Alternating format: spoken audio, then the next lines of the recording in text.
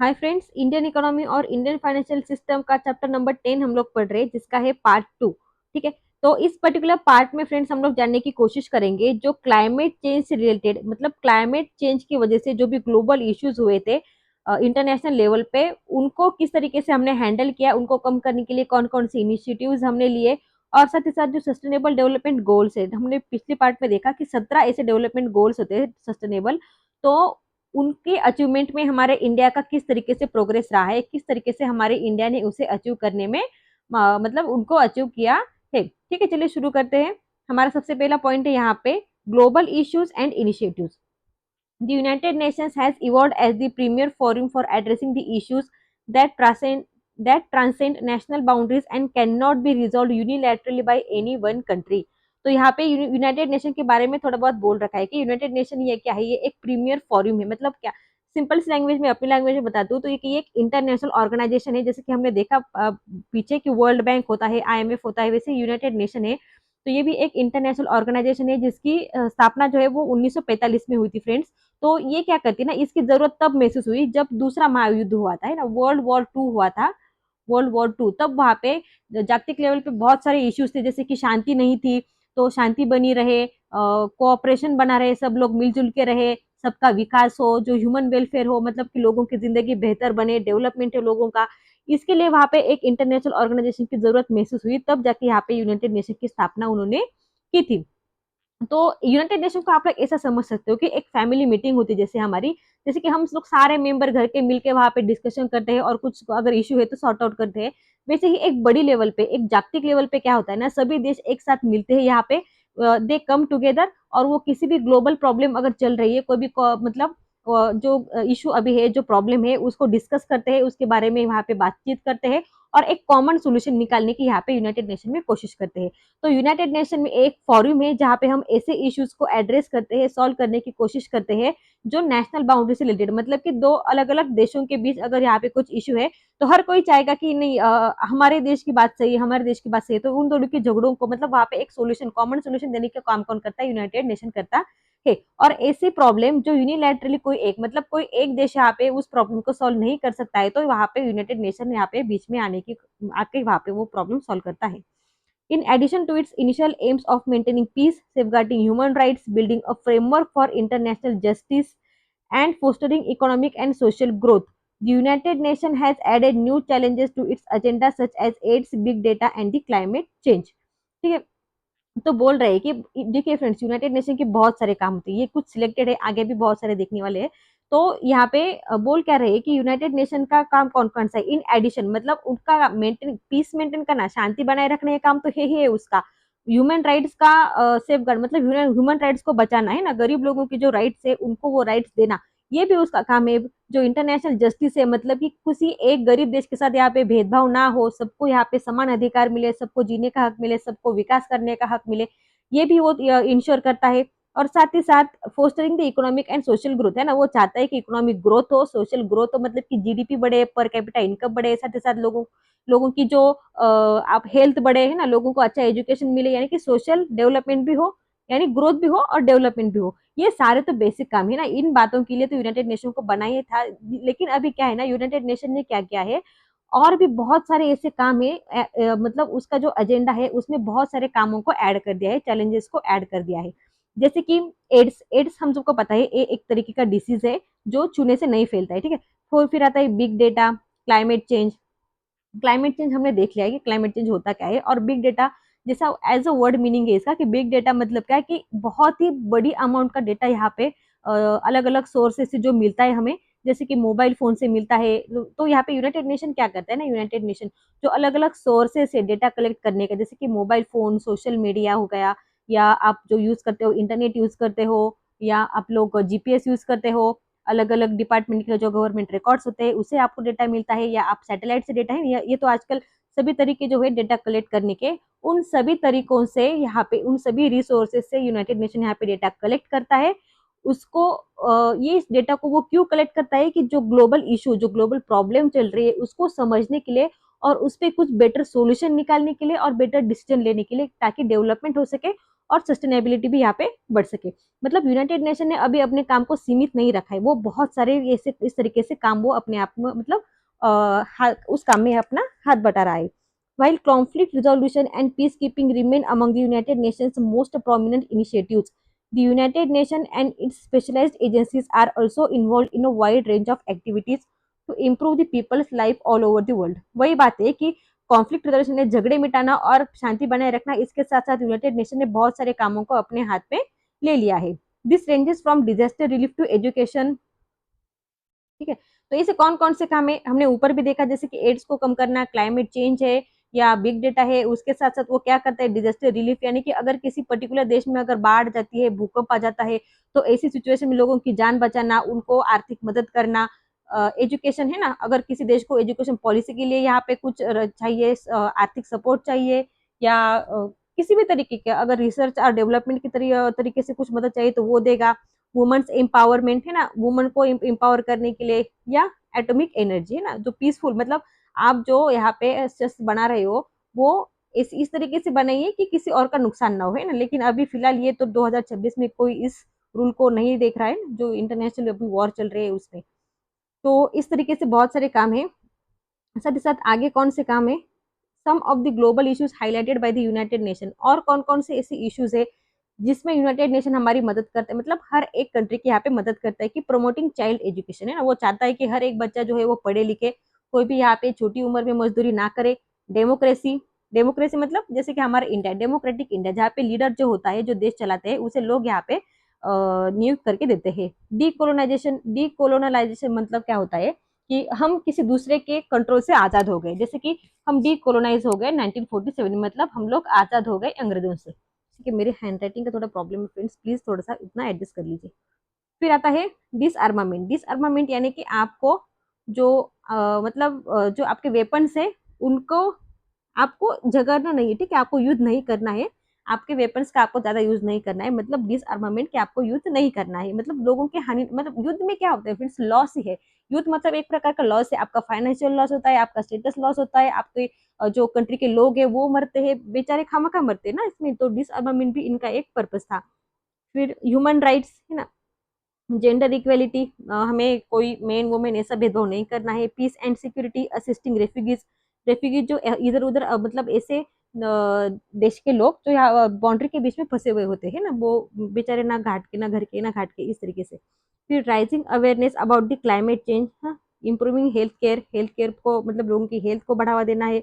And promoting international law and justice, मतलब कि law एक तरीके का रूल्स रेगुलेशंस बना के यहाँ पे जो कानून कायदा है उनको चलाना है। अमंग दी अदर्स मतलब ऐसे ही देखिए, पढ़ते ही आपको एक पॉजिटिव सेंस होता है कि ये सारी बातें जो है ना, वो एज अ डेवलप या एज अ एक अच्छी जिंदगी जीने के लिए ये सारी बातें जरूरी होती है। ये gender equality, डिसआर्मामेंट, climate change, health care, एक अच्छी जिंदगी जीने के लिए आपके ये सारे फैक्टर जो है वो इम्पोर्टेंट होते हैं, तो उनको अच्छे से इम्प्लीमेंट करने के लिए यूनाइटेड नेशन यहाँ पे काम करता है। One of the United Nations region specific missions is to support economic and social development as well as the promotion and protection of the human rights in Africa। तो वही है जो पहले काम, वो जो पहले यहाँ पे हमने बहुत सारे काम देखे थे वो करता था वो सभी कंट्रीज के लिए, लेकिन यहाँ पे स्पेसिफिक फोकस उसका अफ्रीका पे है, क्योंकि हमें पता है कि अफ्रीका जो है वो बहुत ही मतलब उसकी कंडीशन बहुत ही खराब है ना, वो बहुत ही पुअर देश है ना, पुअर देश है। तो उसके लिए यहाँ पे अलग अलग इकोनॉमिक और सोशल डेवलपमेंट पॉलिसीज जो है यूनाइटेड नेशन लाता रहता है, और उन वहाँ पे जो लोग रहते हैं उनके भी राइट को या उनके भी अधिकार को यहाँ पे प्रोटेक्शन यूनाइटेड नेशन देने का काम करता है। As practically every country in the world experiences and increase in the number, एक second, as practically every country in the world experiences an increase in the number and proportion of older people in its population, strengthening social security for the elderly is one of the United Nations priority areas। तो बोल रहे हैं कि हर एक country में अभी हम लोग देख रहे हैं कि जो सीनियर सिटीजन है यानी ओल्डर पीपल जो है, यानी कि 60 प्लस हो या 70 प्लस हो, वो क्या 60 प्लस, ठीक है, वो क्या कर रहे हैं, अभी उनकी संख्या जो है वो बढ़ रही है। तो इसलिए यूनाइटेड नेशन का एक और काम यहाँ पे है कि मतलब उन्होंने एक और काम को यहाँ पे प्रायोरिटी दी है कि हम क्या करेंगे, ऐसे लोगों के लिए यहाँ पे सोशल सिक्योरिटी को और ज्यादा स्ट्रॉन्ग करेंगे।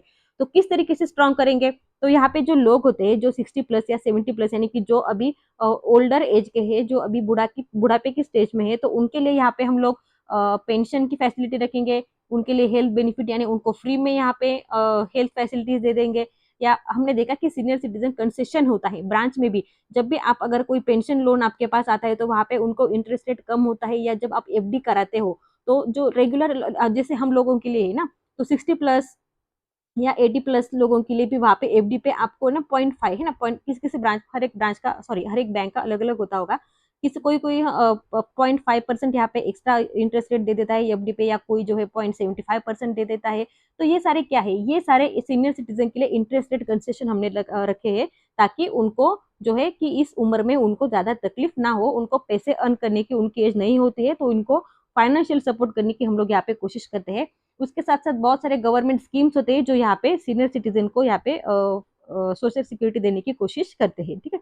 HIV infection control is also one of the challenges taken by the United nation. HIV infection तो वही है कि हमने देखा ऊपर, HIV का जो इन्फेक्शन होता है वो उसको कंट्रोल करना है, उसके बारे में जो र्यूमर्स लोग फैला रहे हैं कि वो क्यों होता है, किस तरीके से होता है, तो उसको भी कम करना है, और इसके बारे में एक पॉजिटिव यहाँ पे आउटकम लाने की कोशिश करना है, ठीक है। अब देखते हैं दूसरा पॉइंट, रिवाइज रिवाइज हम लोग लास्ट में कर लेंगे। India progress in the sustainable development goals. तो इंडिया ने किस तरीके से यहाँ पे सस्टेनेबल डेवलपमेंट गोल्स को हासिल करने के लिए प्रोग्रेस की है, ठीक है। तो सस्टेनेबल डेवलपमेंट गोल्स हासिल करने के लिए इंडिया ने बहुत अच्छी प्रोग्रेस की है, ये बोल रहे हैं यहाँ पे। तो ये according to the NITI Aayog SDG India index which highlights the countries progress in social economic and environmental development during the previous year. एक सेकेंड, आई थिंक ये स्क्रीन थोड़ा बड़ा हो रहा है, थोड़ा छोटा कर देती हूँ।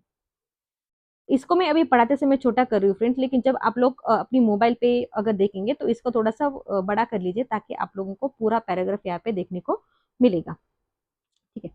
तो बोल रहे according to the NITI Aayog SDG India index which highlights the countries progress in social economic and environmental development during the previous year, India has achieved significant progress in the areas of health, energy and infrastructure.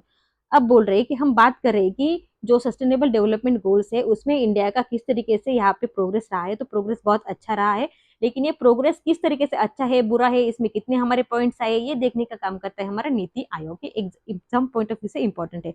तो नीति आयोग ने एक SDG India index लाया था, जिसमें हमारे India की जो progress है वो काफी अच्छे से दिख रही थी। हमने सोशल, इकोनॉमिक और इन्वायरमेंटल इन सारे फैक्टर्स में, इन सारे सेक्टर्स में बहुत अच्छा डेवलपमेंट यहाँ पे हासिल कर लिया था। उसके साथ साथ इंडिया ने क्या किया था, बहुत अच्छी प्रोग्रेस हासिल कर ली थी हेल्थ में, एनर्जी में और इंफ्रास्ट्रक्चर में, ठीक है।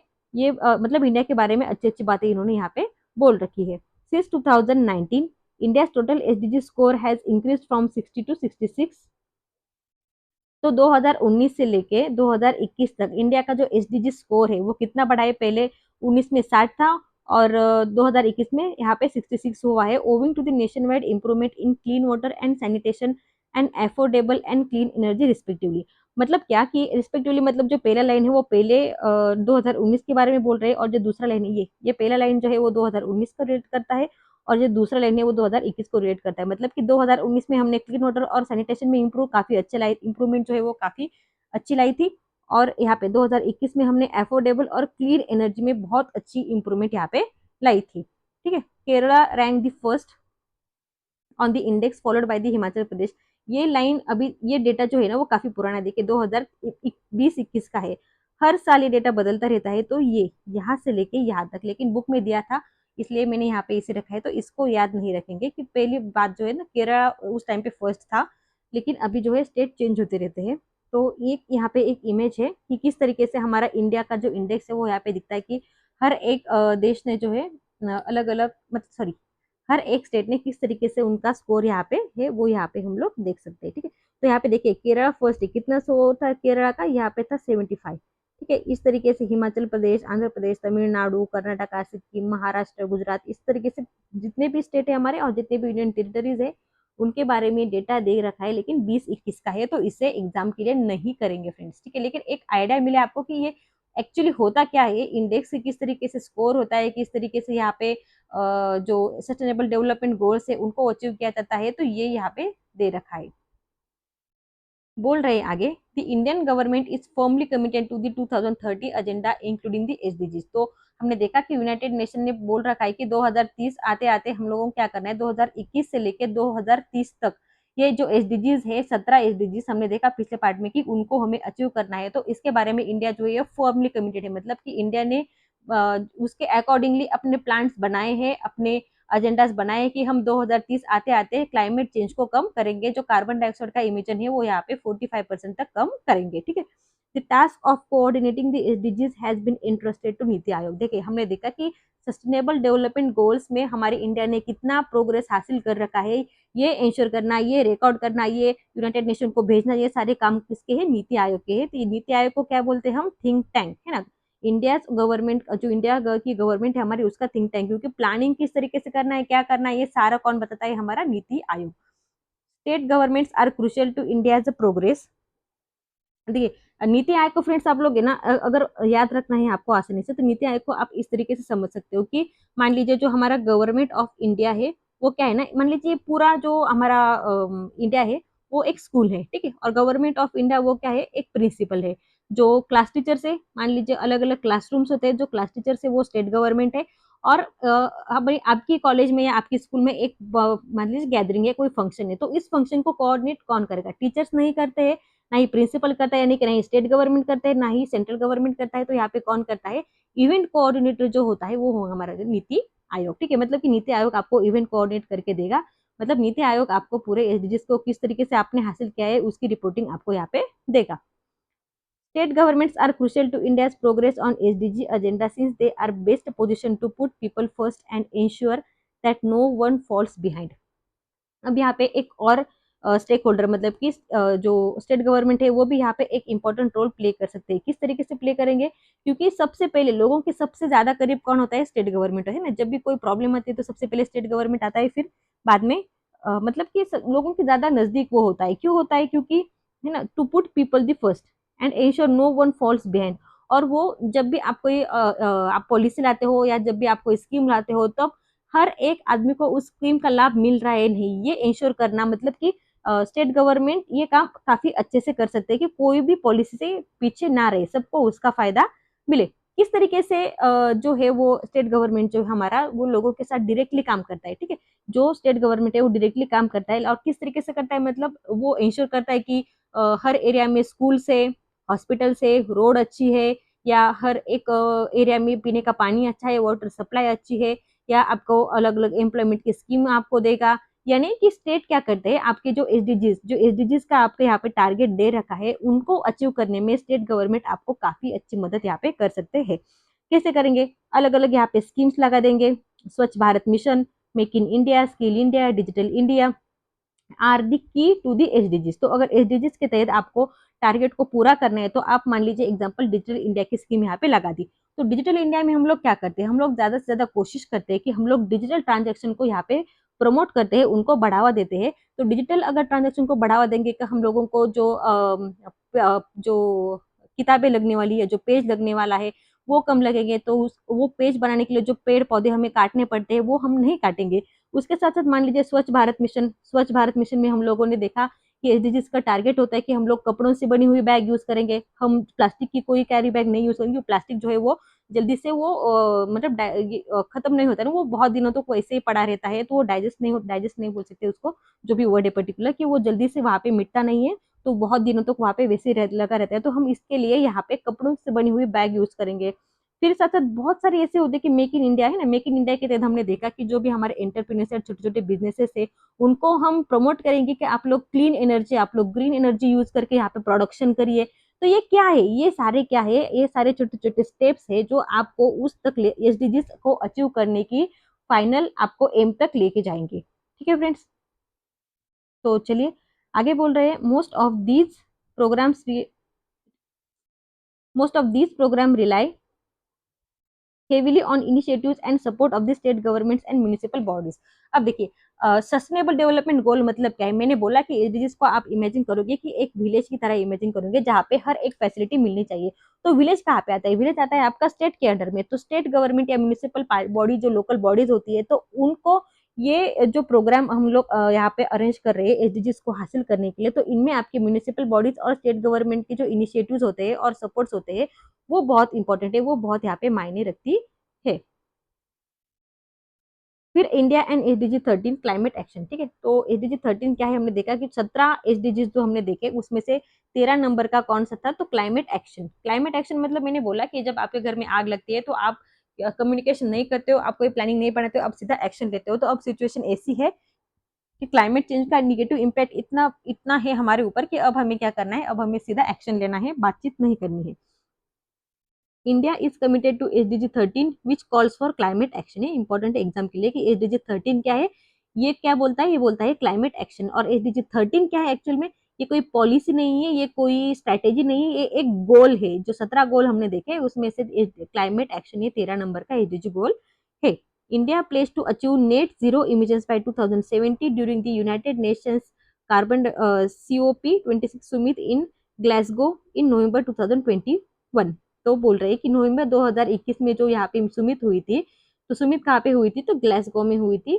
तो वहां पे इंडिया ने प्लेज मतलब इंडिया ने शपथ ली थी कि हम क्या करेंगे कि 2070 आते आते जो कार्बन डाइऑक्साइड का हमारा जो इमिशन है, मतलब कि हम पूरी तरह से कार्बन डाइऑक्साइड को एमिट करना यहाँ पे बंद कर देंगे, कार्बन डाइऑक्साइड का इमिशन यहाँ पे जीरो कर देंगे। इस तरीके से इंडिया ने यहाँ पे शपथ ली थी।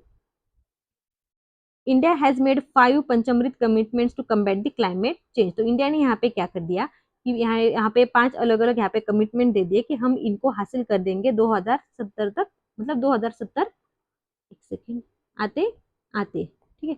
तो पहला कौन सा था, achieving the target of net zero emissions by the year 2070। तो यहाँ पे जो कार्बन डाइऑक्साइड का इमिशन हम लोग कर रहे हैं तो उसको हम कितना जीरो कर देंगे 2070 आते आते। फिर दूसरा क्या था, achieving 500 gigawatt non fossil energy capacity by 2030। तो बोल रहे कि 2030 आते आते हम लोग क्या कर देंगे कि हम लोग जो कार्बन नॉन फॉसिल एनर्जी, एक सेकेंड फिर से ये लाइन आपको लिए रिपीट कर देती हूँ, सॉरी इट्स माय मिस्टेक।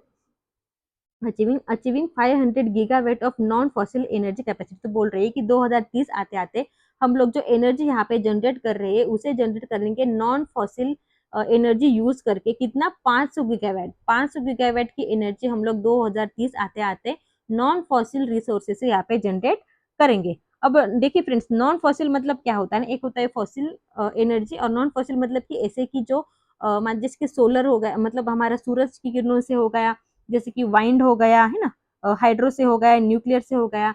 और फॉसिल एनर्जी मतलब कि जिसको खत्म होने वाली, जैसे कि कोल हो गया आपका, पेट्रोलियम पेट्रोल हो गया, डीजल हो गया। इस तरीके से जो रिसोर्स है वो होते हैं आपके फॉसिल रिसोर्सेज। और नॉन फॉसिल मतलब जो कभी खत्म नहीं होते, जैसे कि हवा पानी हो गया आपका, है ये इस सूरज की किरणें हो गई, ये क्या है, ये आपका होता है नॉन फॉसिल एनर्जी। तो नॉन फॉसिल एनर्जी को यूज करके हम लोग 500 गीगावाट की एनर्जी यूज करेंगे 2000 जनरेट करेंगे 2030 तक। फिर तीसरे नंबर पे आता है fulfilling 50% of its energy requirements from renewable energy resources by 2030। ये तो है ही है।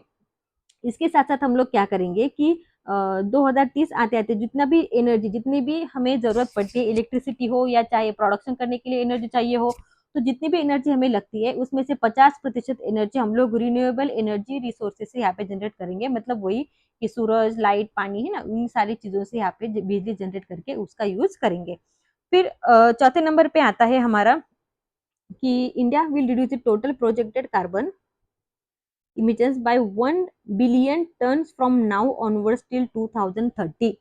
तो बोल रही है कि इंडिया क्या करेगा, जो उसका प्रोजेक्टेड कार्बन इमिशन है ना, मतलब जो कार्बन डाइऑक्साइड वो अपनी प्रोडक्शन में से छोड़ता है, उसको वो 1 बिलियन टन इतना यहाँ पे कम कर देगा 2030 आते आते। ये सारी फिगर्स याद रखनी है फ्रेंड्स, क्योंकि अभी तक 2030 आया नहीं है तो इम्पोर्टेंट है, ठीक है। By 2030, India will reduce the carbon intensity of its economy by less than 45%। तो यहाँ पे बोल रहा है कि 2030 आते आते इंडिया क्या कर देगा कि कार्बन है ना, जो इसकी कार्बन इंटेंसिटी है उसकी इकोनॉमी की, उसे 45% यहाँ पे कम कर देगा। अब देखिए ये लाइन में एक वर्ड है कि इंटेंसिटी। अब कार्बन इंटेंसिटी मतलब क्या होता है कि किसी भी चीज की जो तीव्रता होती है ना, इंटेंसिटी जो होती है, एग्जांपल से समझाऊंगी मैं आपको। मान लीजिए एक ओल्ड फैक्ट्री है, एक यहाँ पे ओल्ड फैक्ट्री है, एक न्यू फैक्ट्री, ठीक है। इसे ओ से रिप्रेजेंट करेंगे, इसे एन से रिप्रेजेंट करेंगे। तो यहाँ पे क्या होता है ना, ये सेम ही प्रोडक्ट बनाती है। तो मान लीजिए यहाँ पे जो ओल्ड फैक्ट्री है उसने 100 रुपए का यहाँ पे एक प्रोडक्ट बनाया, और न्यू फैक्ट्री ने भी यहाँ पे क्या किया, तो जब ओल्ड फैक्ट्री है तो वो क्या करेगी, जो पुराने तरीके प्रोडक्शन की, जैसे कि कोल यूज करेंगी या पोल्यूशन बढ़ाएगी यहाँ पे, तो इसने कितना पोल्यूशन जनरेट किया, मान लीजिए इसने 100 यूनिट पोल्यूशन यहाँ पे जनरेट कर दिया। और जो न्यू फैक्ट्री है हमारी, उसने क्या किया, उसने न्यू टेक्नोलॉजी को यूज किया, उसने ग्रीन एनर्जी को यूज किया, उसने जो हमारे रिन्यूएबल एनर्जी है उसे यूज करके प्रोडक्शन किया। उसने भी 100 रुपए का ही प्रोडक्ट यहाँ पे बनाया, लेकिन उसके लिए यहाँ पे 50 यूनिट इतना ही प्रोडक्शन इसने यहाँ पे किया। तो यहाँ पे क्या हो ना फ्रेंड, देखिए 100 रुपए का प्रोडक्ट यहाँ पे भी बना, यहाँ पे भी बना, लेकिन पोल्यूशन यहाँ पे 50 यूनिट कम हुआ।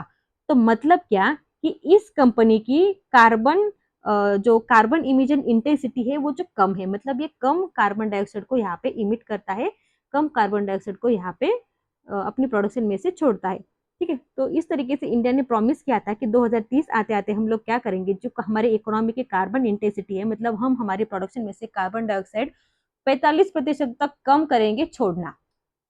ओके, ठीक है, ये 5 जो लाइन है ना, 5 लाइन, ठीक है, इसकी स्क्रीनशॉट निकाल लीजिए, इंपॉर्टेंट है फ्रेंड्स, है एग्जाम पॉइंट ऑफ व्यू से। ठीक है, एक बार यहाँ पे मैं आपके लिए छोटा कर देती हूँ, इसकी एक स्क्रीनशॉट निकाल लीजिए और जब भी टाइम मिलेगा रिवाइज कीजिए। ठीक है, रिवीजन मस्ट है, रिवीजन के बिना कुछ नहीं होता है फ्रेंड्स।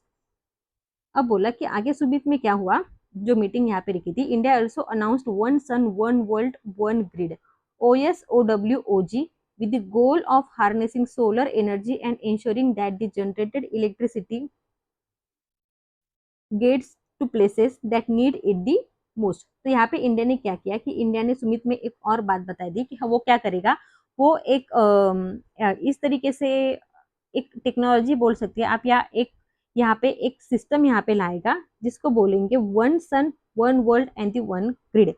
तो यहाँ पे क्या होगा कि जितने भी अलग अलग देश है हमारे विश्व में, वो क्या करेंगे, जो सोलर इलेक्ट्रिसिटी है ना, जो सोलर इलेक्ट्रिसिटी हम लोग जो ग्रिड को यूज करके यहाँ पे, मतलब कि इस एक सोलर पैनल ही होगा, लेकिन एक बहुत बड़े लेवल पे होगा, पूरे वर्ल्ड की लेवल पे यहाँ पे होगा, जिससे क्या होगा, इंडिया जो है वो यहाँ पे सोलर इलेक्ट्रिसिटी को शेयर करेगा बाकी देशों के साथ, है ना। मान लीजिए यहाँ पे इंडिया है और यहाँ पे कोई एक दूसरा देश है, मान लीजिए एक्स देश है, तो इंडिया में अभी दिन चल रहा है ना, तो अभी इस ग्रिड को यूज करके हम लोग क्या करेंगे, हम लोग यहाँ पे एनर्जी जनरेट करेंगे और उस एनर्जी को दूसरे देशों के साथ, जहाँ पे अभी दिन नहीं है, जहाँ पे अभी रात है, जहाँ पे अभी इलेक्ट्रिसिटी की शॉर्टेज है, वहां पे हम लोग उस एनर्जी को सप्लाई कर देंगे, उनके साथ शेयर कर देंगे। सिमिलरली वैसा ही होगा, जब एक देश में यहाँ पे दिन चल रहा होगा तब वहां पे वो एनर्जी प्रोडक्शन करेंगे, और इंडिया में जब रात होगी तब, है ना, तो वो क्या करेंगे, उनका अगर यूज करके अगर कुछ एनर्जी बच जाती है तो वो इंडिया को यहाँ पे शेयर कर देगा। तो इस तरीके से इंडिया ने बात की कि हम लोग ऐसी ग्रिड बनाने की प्लानिंग कर रहे हैं कि one sun one world and one grid, जहाँ पे क्या होगा कि जो हमारे नेबर देश है उनके साथ हम लोग यहाँ पे इलेक्ट्रिसिटी जो है वो शेयर करेंगे। ठीक है, फिर वही बोल रही है ना कि generated electricity gets to places, तो जहाँ पे जरूरत है सबसे ज्यादा इलेक्ट्रिसिटी की, वहां पे उसे हम शेयर कर देंगे। तो साथ ही साथ इंडिया ने एक और बात यहाँ पे लॉन्च कर दी कि प्लास्टिक हैकाथॉन 2021। तो इसके तहत इंडिया ने क्या बोला कि हम लोग क्या करेंगे, एक कैंपेन था to ensure that the country is free of single use plastic by 2022। तो 2022 आते आते हम लोग क्या करेंगे, हम लोग ऐसे इनोवेटिव आइडियाज लाएंगे ताकि हम लोग सिंगल यूज प्लास्टिक, मतलब कि एक एक भी प्लास्टिक हम लोग यूज नहीं करेंगे, हम लोग पूरी तरीके से प्लास्टिक को इलिमिनेट कर देंगे। जैसे कि प्लास्टिक के स्पून हो गए, प्लास्टिक के स्ट्रॉज हो गए, बैग्स हो गए, जो हम लोग क्या करेंगे, इनको हम लोग फेंक देंगे, मतलब इनके जगह कुछ ऐसी टेक्निक यूज करेंगे, इनोवेशन यूज करेंगे और उनकी जगह कोई और प्रोडक्ट लाने के यहाँ पे क्लाइमेट चेंज को मदद कर, मतलब क्लाइमेट चेंज को कम करने की कोशिश करेंगे। The updated NDC aims to put forward and further propagate a healthy and sustainable way of living based on traditions and values of the conservation and modernization, including through a mass movement of the life।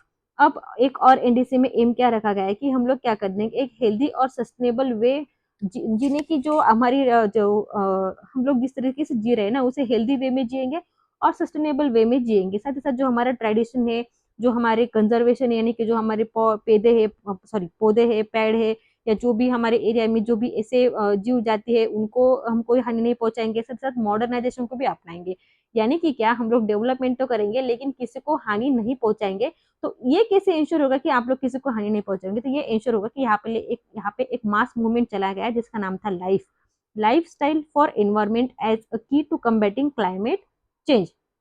तो यहाँ पे हम लोग क्या करेंगे, ये हम लोग एनवायरमेंट को प्रोटेक्ट करने की कोशिश करेंगे, उसको बचाने की कोशिश करेंगे कि हमारी छोटी छोटी आदतें होती है हर रोज की ना, हम लोग क्या करते हैं काफी बार रूम में चले जाते हैं, एसी ऑन करते हैं, टीवी ऑन करते हैं, या सभी लाइट्स ऑन रहती है और थोड़े 2-3 मिनट रूम में बैठे और फिर चले जाते हैं, लेकिन वो जो एसी है फैन है वो वैसे ही चलती रहती है। तो यहाँ पे हम लोग क्या कर देंगे कि जो लाइट है उसको जो बटन है वो ऑफ करके चले जाएंगे रूम से, ताकि जो एनर्जी है वो बच सके। फिर साथ ही साथ हम लोग क्या करेंगे कि हम लोग जो कपड़े का बैग यूज करेंगे, वही लाइट मैंने बोला आपको वो बंद करके चले जाएंगे ताकि एनर्जी जो है वो सेव हो सके। फिर हम लोग कभी कभी नल छोड़ के चले जाते हैं, पानी वेस्ट होता है वो नहीं करेंगे। हम लोग साइकिल का ज्यादा यूज करेंगे, और सबसे इंपॉर्टेंट मुझे जो लगता है कि हम लोगों को क्या करना चाहिए, हम लोगों को पेड़ पौधे लगाने चाहिए। ठीक है, ठीक है फ्रेंड्स, आप लोग भी, अगर आप लोगों की, आप लोग में से किसी भी को अगर ये पॉइंट अच्छा लगता है नहीं कि पेड़ पौधे लगाना, तो मुझे कमेंट सेक्शन में जरूर बताइए कि आपको कौन सा पेड़ लगाना अच्छा लगता है। ठीक है, तो इस तरीके से लाइफस्टाइल हम लोग अपनाएंगे जिसका एनवायरमेंट को फायदा यहाँ पे होगा। ठीक है, the decision on enhanced indices demonstrates India's commitment at the highest level for decoupling of economic growth from the greenhouse gas emissions। तो यहाँ पे क्या हुआ कि हमारी इंडिया ने एक कमिटमेंट किया था कि हम लोग क्या कर देंगे, हम लोग इकोनॉमिक ग्रोथ तो करेंगे लेकिन उसको ग्रीन हाउस गैस इमिशन से डीकपल करने की, मतलब इकोनॉमिक ग्रोथ तो करेंगे लेकिन उस इकोनॉमिक ग्रोथ करते समय हम ऐसी टेक्नोलॉजीज को अपनाएंगे जिसकी वजह से ग्रीन हाउस गैस इमिशन का कम होगा। डीकपल मतलब कि अलग कर देना है ना, इकोनॉमिक ग्रोथ और कार्बन डाइऑक्साइड का इमिशन जो है वो अलग करना है, मतलब कि हम लोग अलग अलग टेक्निक्स यूज करेंगे यहाँ पे कार्बन डाइऑक्साइड का इमिशन कम करेंगे। दी The financial sector plays a key role in facilitating the massive reallocation of resources required for the economic transformation। अब यहाँ पे आगे बैंक की बात है, मैंने पहले भी बोला था कि क्लाइमेट चेंज का बैंकों के ऊपर किस तरीके से निगेटिव इम्पैक्ट पड़ता है। अब यहाँ पे इन डिटेल में हम लोग जानेंगे कि फाइनेंशियल सेक्टर क्या करता है ना, यहाँ पे एक बहुत इंपॉर्टेंट रोल प्ले करता है कि जो भी रिसोर्सेस इकोनॉमिक ट्रांसफॉर्मेशन के लिए, इकोनॉमिक ट्रांसफॉर्मेशन मतलब क्या होता है फ्रेंड्स, बड़ी बड़ी बिल्डिंगें होती है, बड़े बड़े रास्ते होते हैं, बहुत बड़ी टेक्नोलॉजीज होती है। तो इन सब के लिए आपके पास पैसा चाहिए, और आपको पैसे कौन देता है, आपको पैसे देता है यहाँ पे फाइनेंशियल सेक्टर। तो फाइनेंशियल सेक्टर यहाँ पे एक बहुत इंपॉर्टेंट रोल प्ले कर सकता है इकोनॉमिक ट्रांसफॉर्मेशन में। Given the important role played by the banks in intermediation and resource allocation across the economy, their strategic decisions would be a key factor in the transition to sustainable economy। अब बोल रहे हैं कि हमारी जो अलग अलग बैंक है उनका एज अ इंटरमीडिएशन, यानी कि जो बीच वाला आदमी, मतलब बीच मतलब क्या है, मतलब जो डिपॉजिट लेना और वही डिपॉजिट किसी और को देना, ये क्या है, ये जो बैंक करते हैं ना काम, तो उनको बोलते हैं इंटरमीडिएटर। और जो रिसोर्स अलोकेशन मतलब कि जो पैसे है ना, आपको काम करने के लिए रिसोर्सेज चाहिए, आपको डेवलपमेंट करने के लिए रिसोर्सेज चाहिए, तो आपको बैंक रिसोर्सेज देते हैं यहाँ पे। लेकिन अगर ये रिसोर्सेज अलोकेट करते समय बैंक अगर यहाँ पे स्ट्रेटेजिक डिसीजन लेगा, मतलब कि सही तरीके से सोच समझ के अगर ये पैसे अलोकेट करेगा, तो यहाँ पे सस्टेनेबल इकोनॉमी बनने के लिए हमें वक्त नहीं लगने वाला है। ये बहुत ही इंपॉर्टेंट, ये की फैक्टर होने वाला है सस्टेनेबल इकोनॉमी बनने के लिए इंडिया के लिए।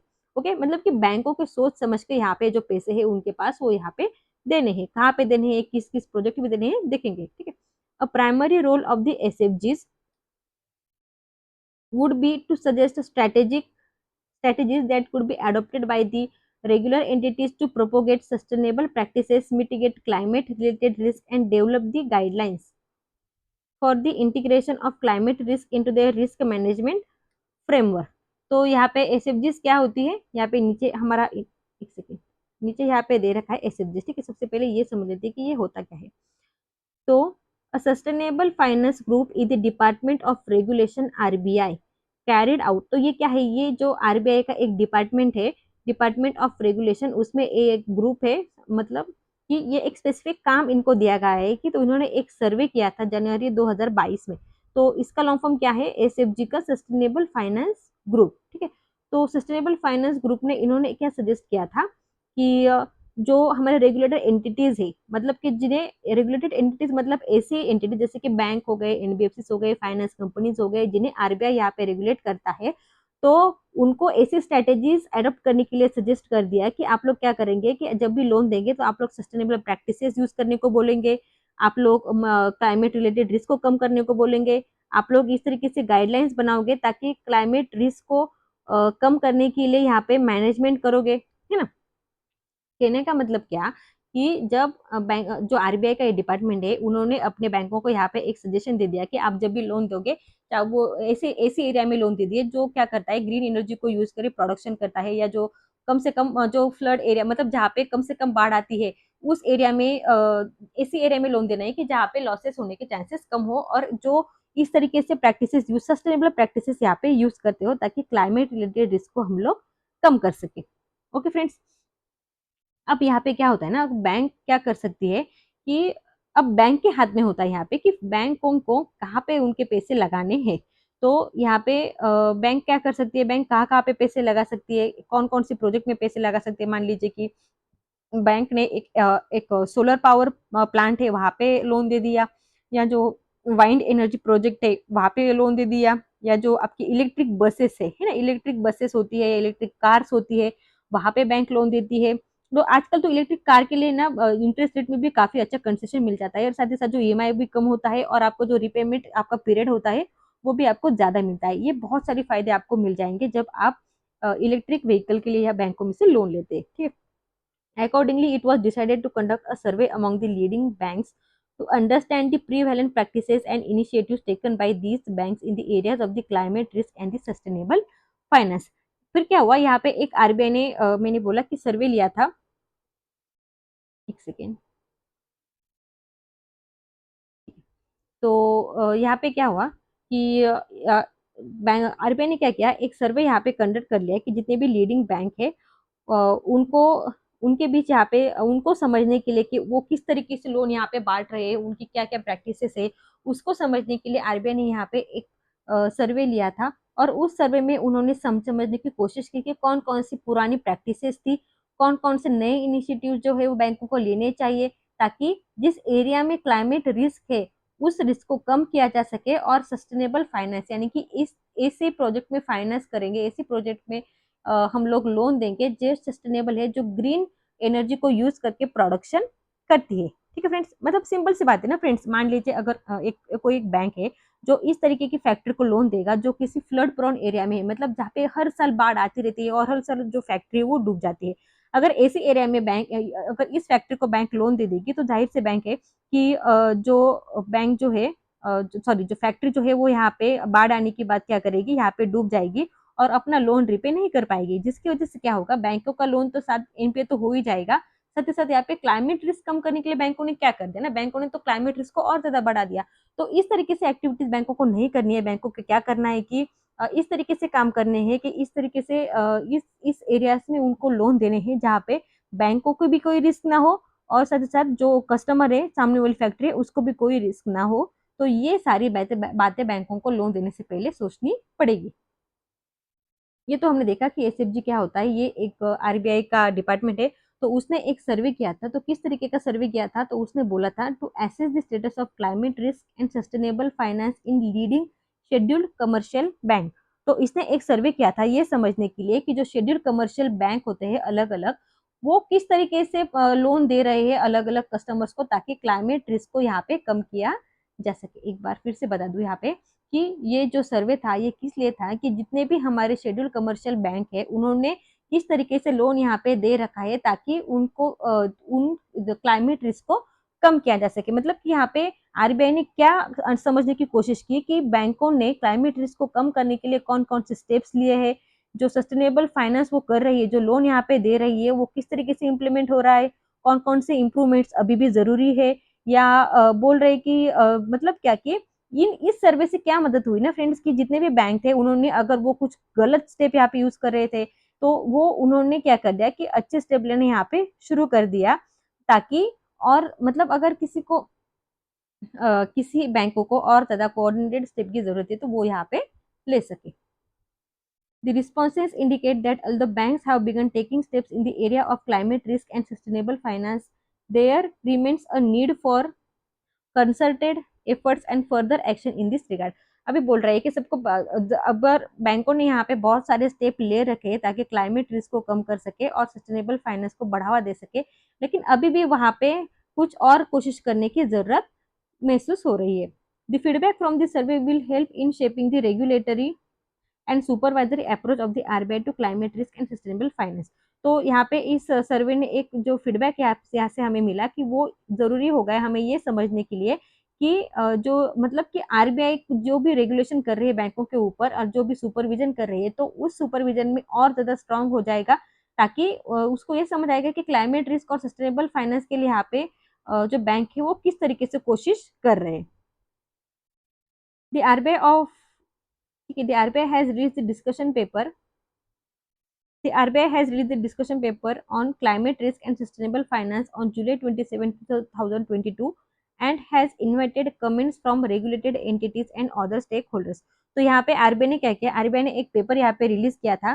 तो पेपर में क्या किया था कि climate risk and sustainable finance को रिलेटेड क्या क्या चीजें हमें करनी चाहिए, कौन कौन से स्टेप्स अपनाने चाहिए, कौन कौन सी पुरानी बातें छोड़नी चाहिए, इसके लिए यहाँ पे एक पेपर बना लाया और अलग अलग स्टेक होल्डर्स को यहाँ पे इनवाइट किया था कि हर एक किसी के ओपिनियन को यहाँ पे कंसिडर करके, हर एक को मत को कंसिडर करके यहाँ पे जो है अगली स्टेप हम लोग ले सके, है ना। इस तरीके इसके लिए रेगुलर अलग अलग रेगुलेट मतलब अलग अलग बैंकों के जो एमडी सीईओज होते हैं उनको बुलाया, जो स्टेक होल्डर्स है यानी कि जो जैसे कि गवर्नमेंट है ना, जिसकी गवर्नमेंट है, इन सारे लोगों को बुला के वहाँ पे क्लाइमेट रिस्क को कम करने के लिए और कौन कौन सी कोशिश हमें करनी चाहिए, इसके लिए यहाँ पे ये पेपर लाया गया था।